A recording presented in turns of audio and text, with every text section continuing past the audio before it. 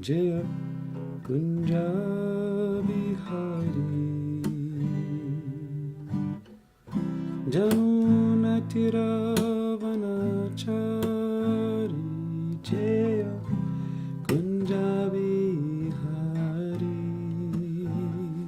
Jaya Kunja Bihari Jaya Radha Madhava Jaya Kunja Bihari Jaya Radha Madhava Jaya Kunja Bihari Jaya Jaya Girivaradari Jaya Girivaradari Gopi Janavalabha Jaya Girivaradari Jaya Girivaradari Yashodanandana Jaya Braja Janaranjana Jaya Yashodanandana Jaya Braja Janaranjana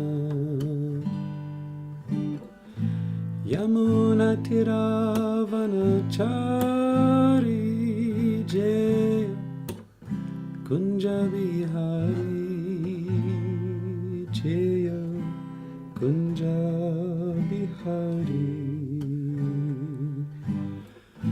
Yamuna Tiravanachari Jaya Kunja Bihari Jaya Kunja Bihari Jaya Radha Madhava Jaya Kunja Bihari Jaya Radha Madhava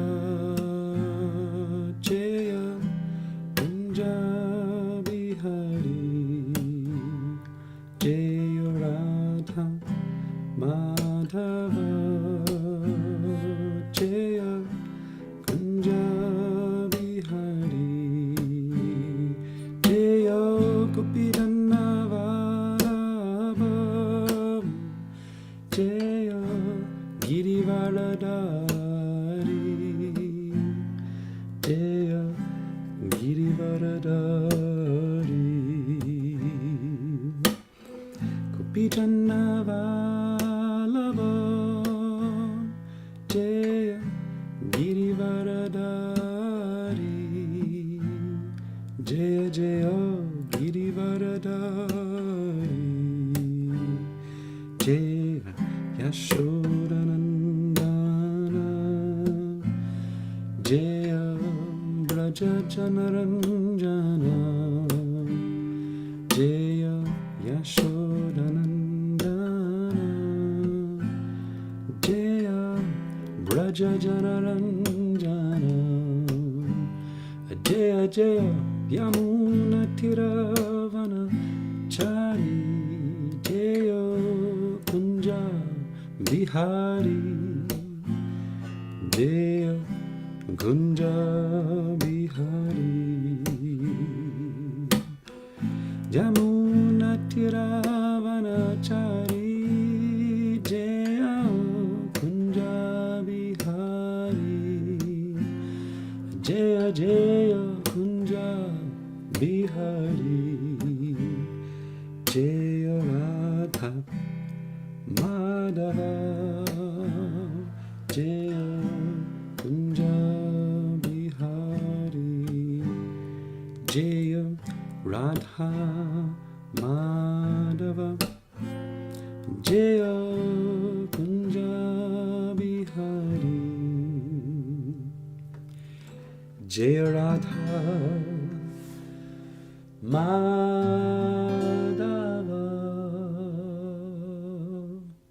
Jaya Kunja Bihari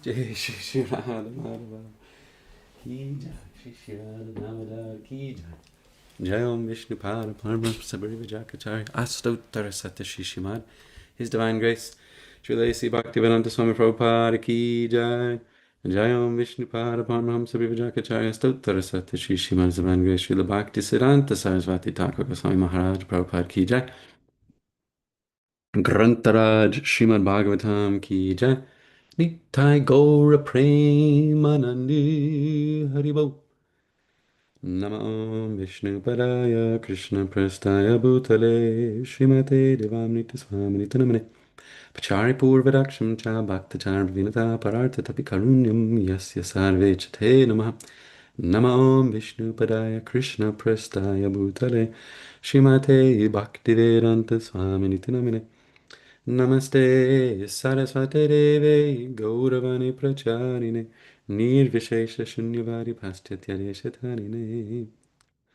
Om Namo Bhagavate Vasudevaya Om Namo Bhagavate Vasudevaya Om Namo Bhagavate Vasudevaya.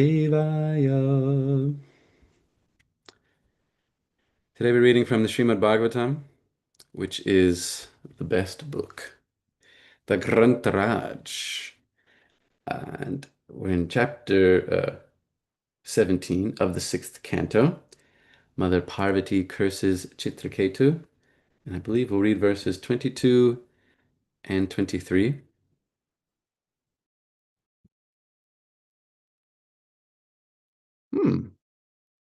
Interesting. Natasya kaschid daita pratipo nagyati bandur naparo nacha svaha samasya sarvatra niranjanasya suke naraga kuta eva roshaha.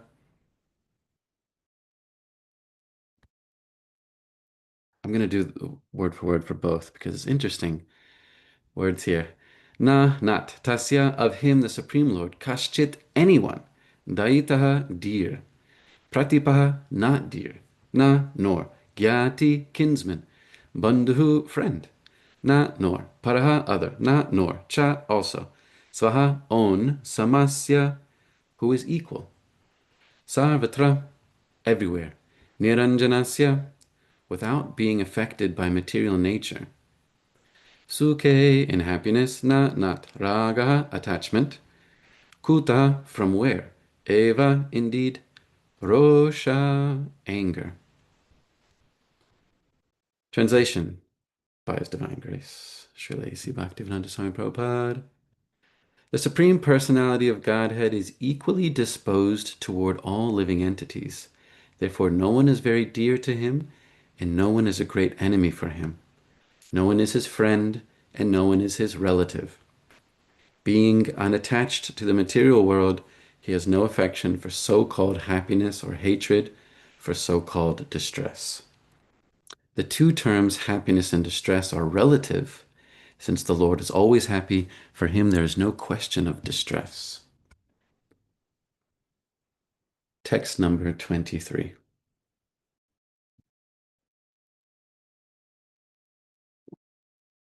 Tatapi tachakti visarga esham sukhaya dukhaya hitaya bandhaya mokshaya cha mrityu janmanaho shaririram samsritaye vikalpate.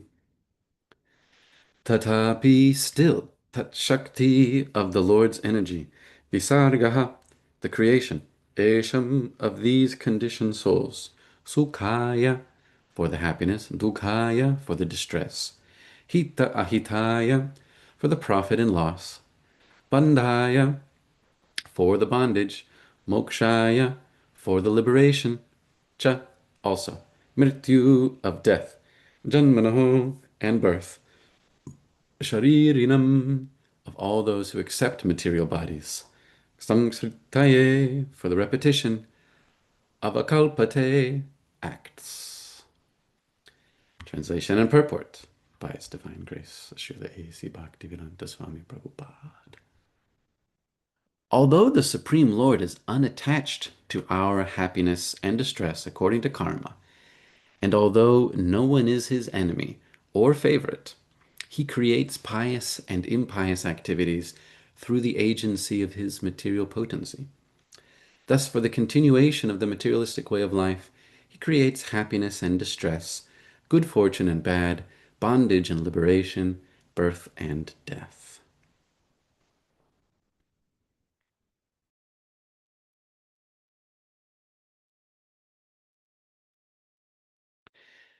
It's interesting that in the Sanskrit we see the suffix aya, which means for.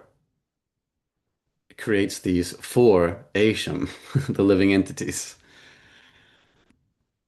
Anyway, purport by Srila Prabhupada. Although the Supreme Personality of Godhead is the ultimate doer of everything, in his original transcendental existence, he is not responsible for the happiness and distress or bondage and liberation of the conditioned souls.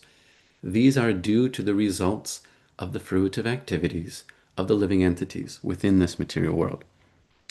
By the order of a judge, one person is released from jail and another is imprisoned.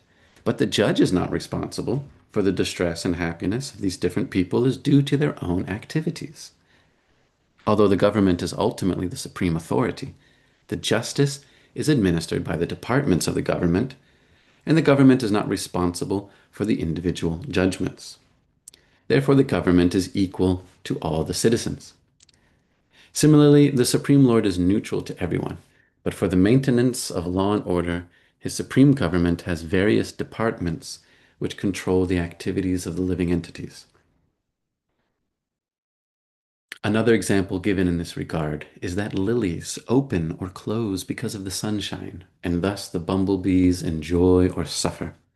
But the sunshine and the sun globe are not responsible for the happiness and distress of the bumblebees. Beautiful analogy that Srila Prabhupada is likely sharing from the commentary of some of the other acharyas. Oh yeah. Om Jnana Timrandasya Gyananjana Shalakaya Chakshurun Militam Yena Tasmai Shri Gurave Namaha Shri Chaitanya Manobhishtam Stapitam Yena Bhutale Svayam Rupa Kadamahyam Dadati Svapadantikam Vandeham Shri Guru Shri Yuta Parakamalam Shri Gurun Vaishnavamscha Shri Rupam Sagrajatam Sahagana Raghunathan Vitam Tam Sajivam Sadvaitam Savadutam Parijana Sahitam Krishna Chaitanya Devam Shri Radha Krishna Padam Sahagana Lalita Shri Vishakanvitam Scha Hey Krishna, Karuna Sindhu, Dinabandhu Jagatpate, Gopesha Gopika Kanta, Radha Kanta Namostute, Tapta Kanchana Gaurangi, Radhe Brindavaneshwari,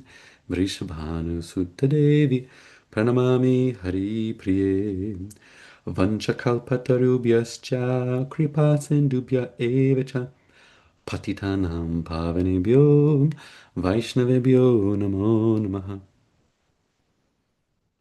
Jaya Shri Krishna Chaitanya Prabhu Nityananda Shri Advaita Gadadhar Shri Vasari Gaura Bhakta Vrinda Hare Krishna Krishna Krishna Hare Hare Hare Rama Rama Rama Hare Hare. Hare Krishna. So Srila Prabhupada has given us another glorious purport, as always, to help us understand a concept which is a little difficult. The Lord is equal to everybody. And yet we're doing this whole bhakti thing. It's all about loving Krishna, serving Krishna, pleasing Krishna. But it's like, hey, if he's equal to everyone, what's the point? He's equal to everyone in this material world. In the spiritual world, he certainly loves and serves his own devotees. I mean, even here, he serves his own devotees like Arjuna, becoming his chariot driver, or becoming the messenger for Yudhishthira. But in the interaction with the material energy, the Lord favors no one, nor condemns anyone. Rather, we are all condemned by our own sinful activity, and what apparent favor we seem to receive is also just a result of our interaction with the material energy. The Lord is neutral in that regard, which contrasts some of the other great religious traditions in their philosophically naive conception that the Lord favors this one, the chosen ones, and doesn't favor the other ones who are not the chosen ones or whatever.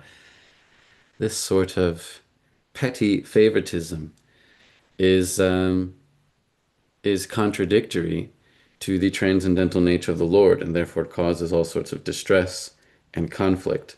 And frankly, it's embarrassing for the rest of us whose scripture is philosophically profound.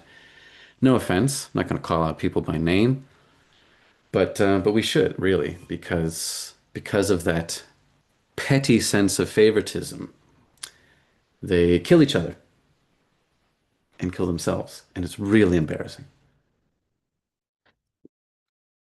It's really, really embarrassing for the rest of us. If only they could consider the wise words being spoken by Maharaj Chitraketu. And indeed, sorry, Maharaj Chitraketu, is that what we're supposed to call him? I suppose he was a king. If only they could understand these wise words spoken by Chitraketu, and indeed by Lord Krishna himself. Samoham sarvabhuteshu na me tveshyastina priya. I'm equal to all living entities. I see no friend or enemy. But one who serves me is dear to me. Meaning that just like the government is neutral in its administration of justice to someone who has earned a reward or deserved a punishment, still a government officer or that judge who makes the verdict still has friends. Maybe they have enemies, but they have friends, probably, or family. And if they go home and see their spouse and their children, they relate to them, not as a neutral judge, not as someone who, well, my child, your your doing of the chores is like this, and therefore you deserve some particular punishment. No, they relate in a personal, intimate relationship. But on the job, they administer justice in an unbiased way, according to the law that has been ordained by the government, and in this case, in America, by the representatives and their approval or disapproval of particular legislation. But that judge is still a person who has a relationship with other people. Similarly, Krishna is indifferent to the happiness and distress of the living entities of this world. He says in chapter 15, text number 15 of the old Bhagavad Gita, right? Doesn't he? Hold on. Do, do, do, do, do, do, do. Oh, it's not text 15. Can't remember it now. He says, I'm never implicated in the happiness and distress of these living entities. Can't remember it. But like the government creates a suitable environment for the well-being of the populace, in theory.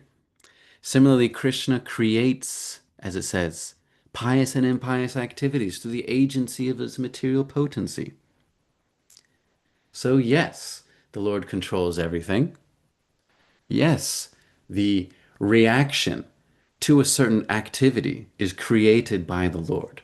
But no, he's not making you do that activity and getting the particular result. Rather, he's made the arrangements so that we can live out our fantasy of enjoying and unenjoying all sorts of things within this world. He's created that arrangement. He's not created our performance of the activity. And in this way, that great mystery of the Lord's neutrality yet preservation of his personality is resolved. It's resolved by Krishna himself in Bhagavad Gita and in Srimad Bhagavatam, which is the topmost spiritual literature. And it's unfortunate to say that for some of the other great religious traditions, that philosophical conundrum is not resolved.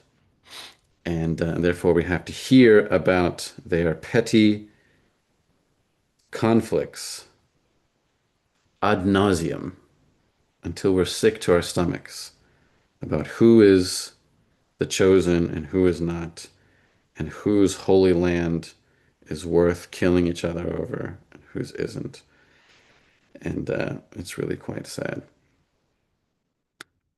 So let us embrace this important point being made here.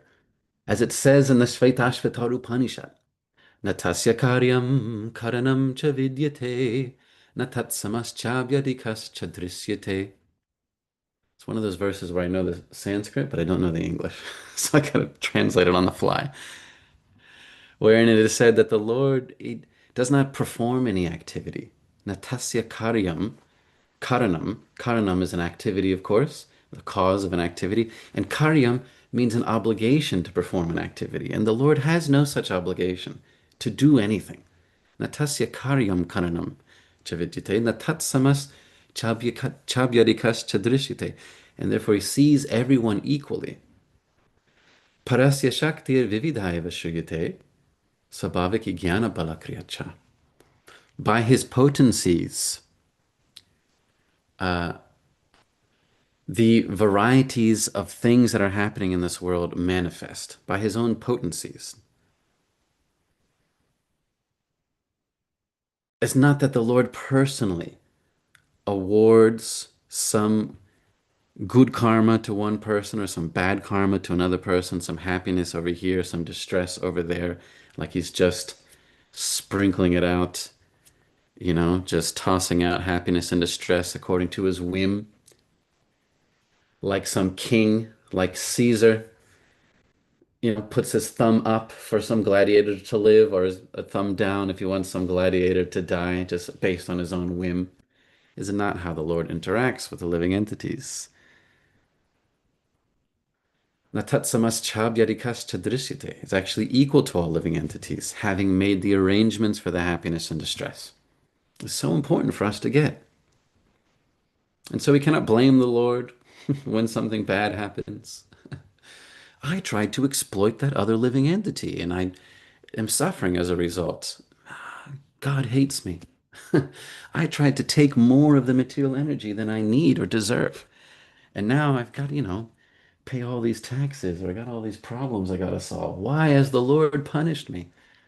No, you're punishing yourself by your interaction with the living entities and with the material energy. Or what do we like to say, although we mostly do it in jest, when something goes our way? Oh, look, there's some extra sense gratification for me. Krishna's arrangement. I don't recall that in any of our scriptures. Krishna's arrangement. Something has occurred for my sense gratification. I mean, Krishna is also arranged for your death. Krishna is also arranged for what does it say here? Your pious and impious activities. No, he's not attached to any of that. He's arranged for all sorts of death and destruction. He's arranged for some success and some victory. But it's our action which deserves the result. Knowing such, knowing that the Lord is neutral to the material happiness and distress of all living entities, therefore we can have a genuine relationship. And I think this is the most important part. You can't have a genuine relationship with someone who's biased, with someone who has favoritism. That sort of relationship is an exchange, as Prahlad Maharaj says. It's a using of another person for benefit or for gain. Well, then let me love someone who has a position of power so that they can benefit me, right? And many people, they treat God like this. Let me love God because he has all the power and therefore I can get some kickback.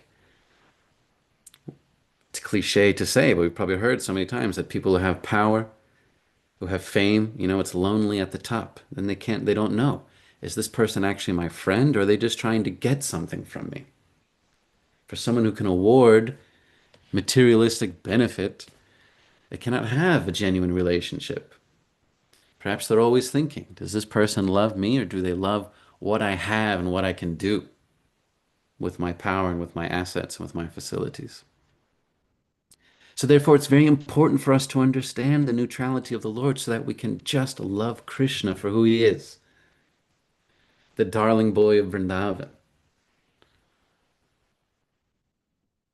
Yashoda Nandana, Braja Janaranjana, giving pleasure to all the residents of Vrindavan. Uh-oh, here's one of the residents of my own little abode, Madhava. My own bed. You slept in your own bed. Glorious. Finally, after 4 years. Now be a little quiet because Papa's talking to some friends, okay? Oh, something really sit with me. So it's so important for us to understand the Lord's neutrality if we're going to have a real loving relationship.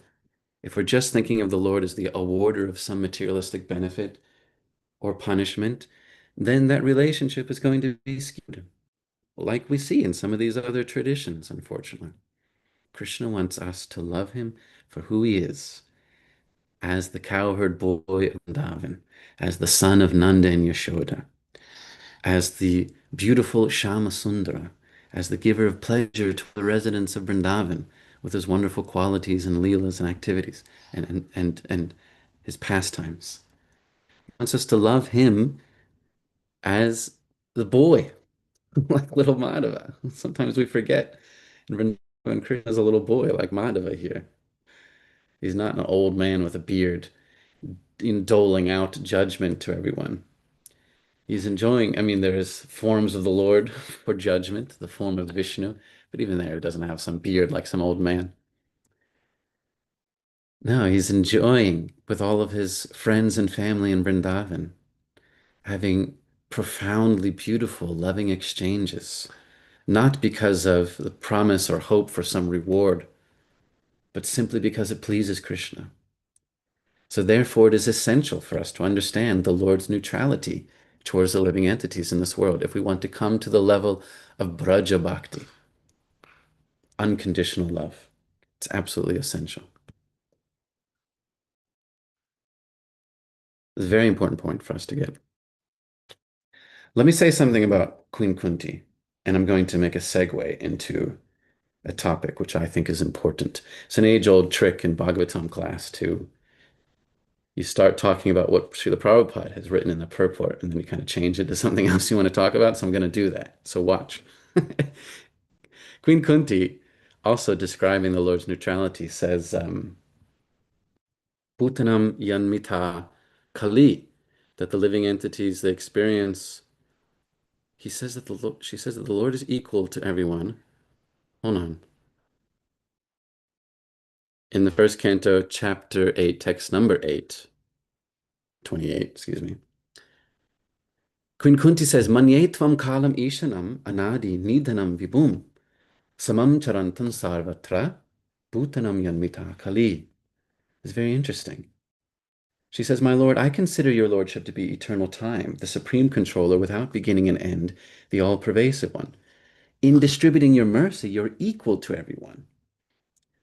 The dissensions between living entities are due to social intercourse, meaning the reason that some have a good situation and some have a bad situation, some are enjoying good karma or the results of their bad karma, some seem to be benefiting, some seem to be at a loss, is mostly due to our interactions with other living entities. Samam charantam sarvatra. The Lord is equally merciful to everyone. They get the results of their happiness and distress based on their own activities. He's equal in that way, like the judge in the courtroom. But why are some having a good time and some aren't? Why are some materially happy and some materially distressed? Bhutanam Yanmitakali, mostly because of their interaction with other living entities. That's where most of the karma is created. How we interact with other living entities who are dear to Krishna, who are dear to the Lord, and especially his devotees who are dear to the Lord. Bhutanam yanmita kali. Krishna is saying, if we find ourselves in one situation that's good, another situation that's bad, it's mostly due with how we interact with other living entities. It's not Krishna's whim. And we see that, a reflection of that, of course, even here in this world. Most of the time, if someone's in court for some crime and going to receive a punishment or reward, it's because of an interaction with another living entity, a crime against another person. All the living entities are dear to the Lord, and if we are to return home back to Godhead, we must learn how to interact with everybody with love and affection, treating them as a person, as they deserve. In the spiritual world, everyone is a person and deserves loving reciprocation, not exploitation. And so, it's very bad karma to exploit another living entity, to abuse them, and then one will suffer. And the suffering that one receives is not in any way the whim of the Supreme Personality of Godhead, but rather he has made the reactions to those pious and impious activities for our benefit. And so, we must treat everyone nicely. Hare Krishna. That's the main conclusion, of course. And the Lord is very pleased if we can not just see him as the awarder or punisher, but rather as the darling child of Braj, as Gokula Ranjana, the boy who gives pleasure to everyone in Vrindavan by his quality and by his characteristics and by his pastimes.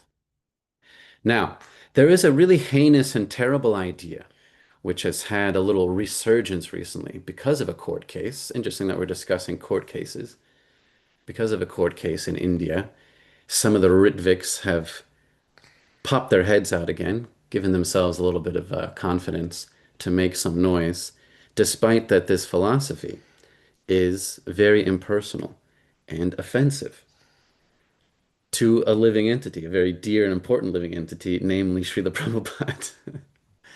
And since it is the case that Bhutanam Yanmita Kali, one's happiness and distress in this world, is due to interactions with other living entities, it's important for us to recognize that the idea of using Srila Prabhupada as some sort of Diksha vending machine and denying him the personal agency to accept or reject a prospective disciple is impersonalism, without a doubt. Herein, we're learning from Queen Kunti that we must interact with living entities in a way that that is pleasing to the Lord, lest we suffer or enjoy, pious or impious activities. To treat another person as a tool, as a medium for getting some other benefit, for getting something, receiving something, and bypassing a person's will and desire is the very definition of impersonalism. To try to get some benefit from the Lord without giving him what he wants, without meeting his expectation, that is impersonalism. And to treat Srila Prabhupada as some tool, a machine, whereby you can get something while circumventing his own will and agency is impersonalism. And unfortunately, because of some really unrelated to the philosophy court case in India, some of these people who believe that this is acceptable have reared their heads and started squawking in the way that they do. And I think it's important for devotees to recognize that this is actually impersonalism. In Srila Prabhupada's manifest life here in this world, he frequently accepted persons into his community and into his service, and he also rejected persons who did not meet his expectations, even those who had taken initiation. If they were no longer meeting his expectations, he would sometimes reject them. as any person can do. The idea of posthumous Ritvik initiation denies Srila Prabhupada that agency to do what we saw him doing many, many times in his manifest pastimes in this world. For example, in his interaction with George Harrison, the Beatle, of course, uh, and Taraka Prabhu, correct me if I'm getting some of the details wrong, he told George Harrison that he couldn't have Diksha, couldn't get initiated, but told George Harrison that you are Hari's son. You're already dear to Krishna. You are Hari's son. In this way, he accepted George Harrison's service, of course, and encouraged him, told him that he's Hari's son, but did not give him Diksha based on Prabhupada's expectations of following four regular principles, chanting 16 rounds. But that was Prabhupada's choice to do so. He accepted the service of George Harrison based on his own qualifications, his own prerogative. An example of Srila Prabhupada's rejecting someone or those who didn't meet his expectations for being qualified for Diksha, but even those who were initiated by him, he would sometimes reject if they were not up to par. For example, there's a famous story of some devotees who were really pressing Srila Prabhupada with their own doubts about the description in Bhagavatam about the residents of Dwarka while Krishna was there in his manifest Leela. He was describing many, many, many millions and tens of millions and hundreds of millions of people. And these devotees were like, well, how could it be that there are all these people? There's describing the millions and millions of servants of each person, and it's like, how could all these people fit? And Prabhupada is giving his answers. I don't quite remember what Prabhupada's answers were. I apologize, but the devotees were still pressing more and more. But Prabhupada, where were all the toilets and where were all the houses and how could they all fit there? And Prabhupada would give a response again and again. They continued to express their doubts in these statements in the Srimad Bhagavatam. And finally, Prabhupada said to these devotees, Krishna consciousness is not for you. And he excused them from his association. He said, Krishna consciousness is not for you. And I don't know if he explicitly said, now leave and don't be here. But from what I understand, having heard the story, he rejected them. If you're going to doubt the answer that your spiritual master is giving you in regards to this query, then Krishna consciousness is simply not for you. So Srila Prabhupada exercised his prerogative, his personal will and agency to accept and reject prospective disciples. And even as his body was aging and coming near its end, even as he took the recommendation of community leaders to endorse a prospective disciple, still it was his prerogative to do so, and he always had the agency to, or the right to accept or reject someone. The Ritvik idea denies Prabhupada that personal agency, and therefore it is impersonalism. Denies Prabhupada this prerogative to reject someone if he doesn't accept them, as Prabhupada did. And therefore it is impersonalism. These devotees, and I will call them devotees because I do believe that they have love of Krishna in their hearts, and therefore they deserve, some amount of respect. But these devotees who espouse this idea do so with an appeal to the most pedantic, semantic, sleight of tongue wrangling, a sort of contrived gotcha where they want you to make a distinction between Prabhupada's manifest time in this world and his disappearance. They want you to say the words living and dead so that they can, appeal to the many, many scriptural references where Prabhupada's saying that the Guru is always living. Prabhupada said very explicitly, I live on in my books. There's no doubt that Srila Prabhupada is living. Nobody dies. Nobody denies that Srila Prabhupada is a special person and that he's living. But he himself makes a distinction between his presence in this world and his absence. And we as devotees need to honor that distinction. As he says in his direction of management in a letter written in July 28th, 1970. It's 1970. You know, Prabhupada left this world in 77.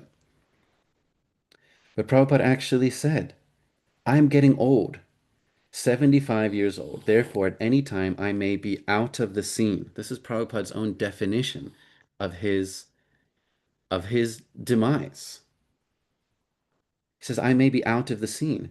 Therefore, I think it is necessary to give instruction to my disciples how they shall manage the whole institution. Of course, he goes on to say that he gives ultimate managing authority to the GBC for making executive decisions about the maintenance of the International Society for Krishna Consciousness. Prabhupada's own description of himself as out of the scene is important.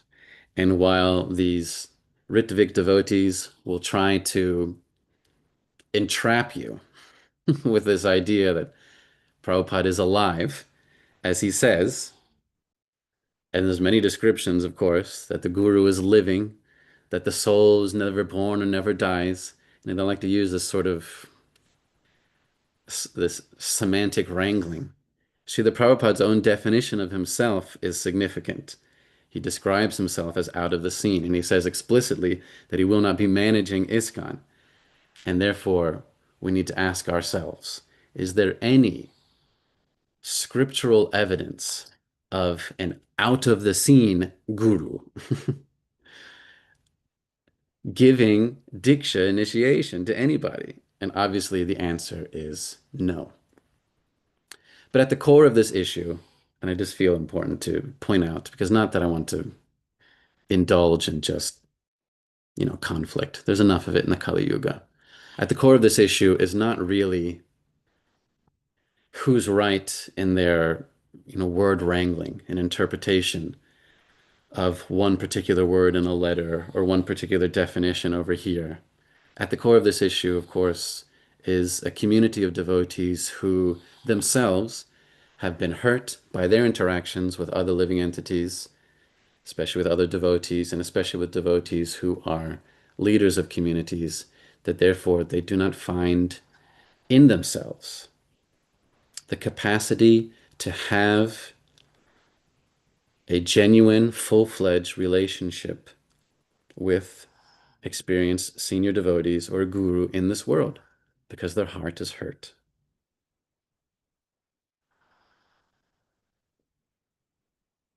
And therefore, they contrive an idea whereby I have a relationship, but without ever having to talk to somebody.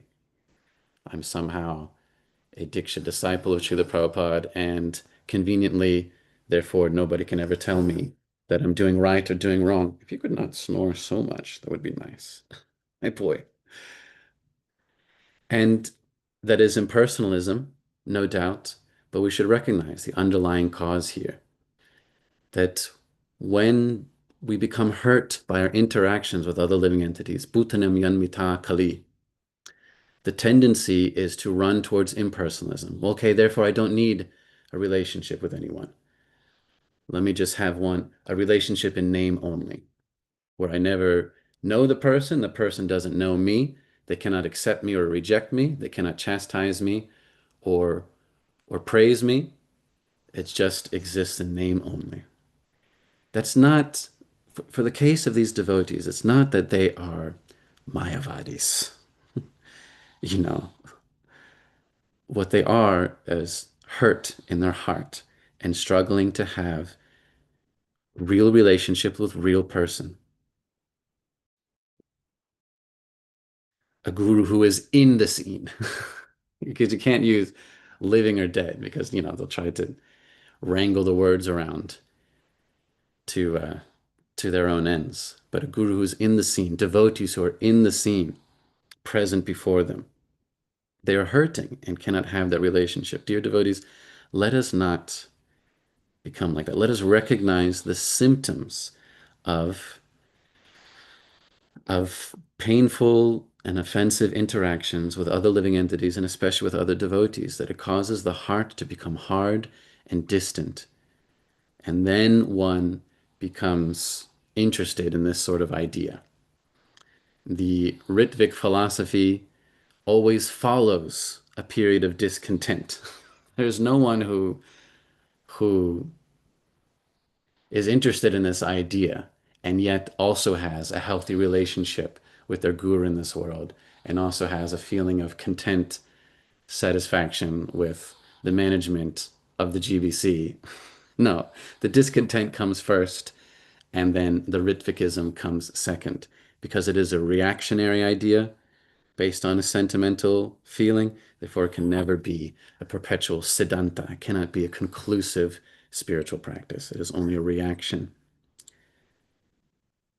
And I don't want to indulge in chastising those people who do it, but I want to remind us all that we can learn from this and from these verses we're reading in Srimad Bhagavatam that the loving interaction between all living entities and the exchanges of love that we have with all devotees is absolutely crucial for our trajectory in Krishna consciousness.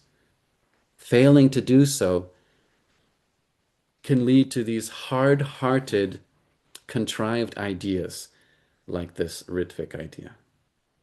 It's a symptom of a heart that has gone hard owing to some painful interaction, some disappointments, some indiscretions, some misdemeanors, or even some felonies, whatever may have happened, to cause a person to therefore deny another person of their agency to reject or accept a prospective disciple as they do to Srila Prabhupada. It's a symptom of a heart gone hard. And so, therefore, I feel some compassion and sadness for those who are struggling to have beautiful, loving exchanges with other devotees. We might not be able to fix that for them, but at least in our own exchanges with the living entities and with the devotees in this world, let us take to heart what we're learning from Chitraketu and from Queen Kunti, that the Lord is equal to everyone, but our interactions with the living entities cause all sorts of happiness and distress, condemnation and reward. And if we want to come to the level of unconditional love that Krishna desires, we must look past him as the awarder of benefit or the awarder of punishment. We must honor a person's desire and agency and will. That's what it means to be a personalist, to recognize their agency, to interact with them in the way that they desire. That's the training we need to become qualified to enter into Vrindavan, not the impersonalist denial of someone's agency, like the Ritviks do to Srila Prabhupada. That is not qualifying anyone to enter into Vrindavan, where it's all persons. It's all the recognition of a person's agency, their will and their desire to accept or to reject. We must make this distinction. So therefore, in conclusion, Chitraketu's description of the Lord as being equal to everyone, equally disposed to all living entities, unattached, and yet creating the situations for pious and impious results is very important. It's because we know the Lord is such that therefore we can have an intimate, unconditionally loving relationship with the Supreme Personality of Godhead, Krishna, in Vrindavan, and not just some relationship of exchange where you use someone as a machine or as a tool to get some benefit or some reward or to cause some distress to somebody else. So extreme personalism, that's the goal of Bhakti Yoga. Therefore, these verses are so profound in their import and have a profound uh, contribution to our practice of Krishna consciousness. All right. Hopefully you could hear me over the sound of little Madhava's oral orchestra. He's so nice to be a 4-year-old boy. You can literally just fall asleep while somebody's talking. Thanks for tolerating my little segue. Just wanted to get that off my chest. Uh, Grantaraj Srimad Bhagavatam ki jai, Srila Prabhupada ki jai, Nitai Gaur, Premanandi, Hari Hari Bo. It's a couple of minutes. I'll ask if there's any questions or comments about the Lord being equal to everyone, or about my other rant. Yes, Madhupan, Leela, Mataji, Sister Ji, Prabhuji. Hi, Krishna Prabhu. Thank you for such a nice class. So I'm just wondering on this point of impersonalism, it feels like, or at least I've noticed for myself, when I'm on the other end of a exchange with a devotee where maybe you leave feeling like hurt or misunderstood, it's so much easier to just be impersonal and just be like, well, I'm just gonna, shut Even the off my, cold shoulder, yeah. yeah, just be like, whatever, I'm not gonna, reveal myself to you anymore. But I'm wondering how to like practice or how to turn the other way and be like, okay, I'm going to be mature and I'm going to talk about this and I'm going to repair the relationship.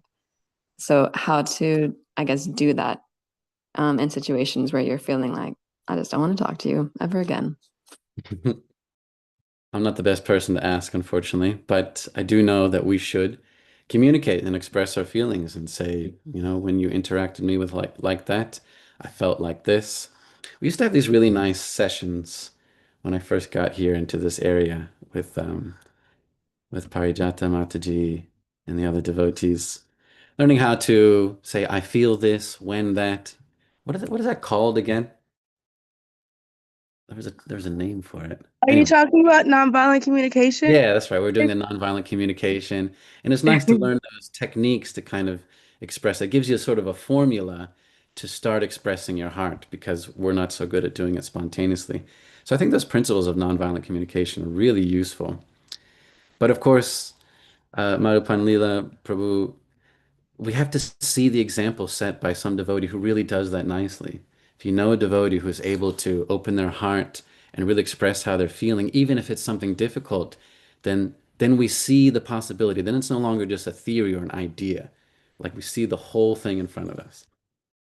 And for example, the way Surapala Prabhu really interacts with someone, really expressing the heart very deeply, even if there's something that's not, I don't know, meeting his expectation or something that we've done or something that he's done, even if there's been some, I don't know, a conflict, he's just so good at really like going deep into what that feels like and expressing that and inquiring about another person's feeling and making sure that even though there is conflict in this Kali Yuga, it doesn't have to be at the expense of our personal relationship. And I really love that example that Surapal Prabhu does really nicely. And of course, there's so many devotees who know how to deal with a conflict and a misunderstanding, but not at the expense of our personal relationship. So I'm not the best person to learn that from Madhupan Leela, but there are so many. I think it's so important to always see them and even just write down like this is what she did, then this is what she said, and this is how she stood, and this is how she walked to that person, and this is how she made that connection even stronger despite the conflict. Like Vrajalila Mataji, she often does things like that. Ekavira Prabhu. I mean, so many of the devotees in our Gita Nagari community are especially adept at preserving loving exchanges, no matter what. And a tribute to the culture created by His Holiness Bhakti Tirtha Swami Maharaj. And so we have so many opportunities to learn that here, Madhupamila. Anyway, my long answer to every how question is chant Hare Krishna and associate with those devotees who are doing exactly that thing that you want. It just rubs off on you. I'm sorry I don't have much more to say besides that, but maybe David Capriti wants to say something since she's here, bright-faced and bushy-tailed. Hare Krishna Yasha Dave. Thank you so much for your class. I was so excited when I saw you were giving today. So I wanted to join in and hear from you. And I also was inspired by seeing how Madhava came in and how you just so nicely took care of him and let him sleep on you while you gave class. I'm happy he has you. You make it sound like But I have a choice, but yes, thank you. Yeah, I really appreciated your class and I appreciated Madhupali's question. And I think it is hard because as devotees, we have very soft hearts. And when they get hurt, it can be hard. Something that helps me is prayer.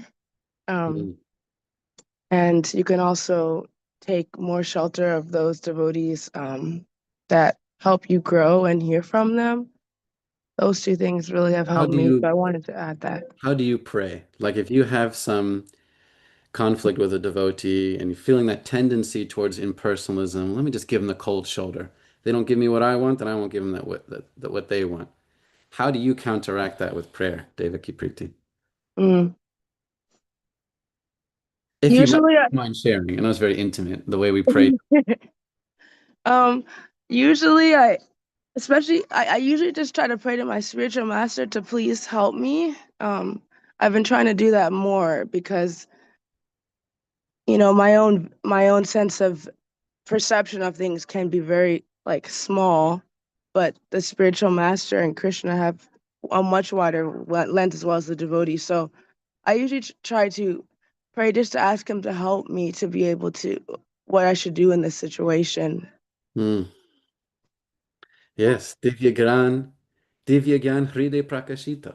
And the Lord can give transcendental knowledge in the heart. I mean, the Guru can give transcendental knowledge in the heart, how to serve others. So thank you for sharing. I'm going to try as well. Pray to Guru Dev instead of just having some snarky comeback or giving somebody the cold shoulder. Hare Krishna. Hi, Well, thank you for your great class, as always. Haribol And I Mataji. think your son is very, very comfortable now and feeling very, very secure.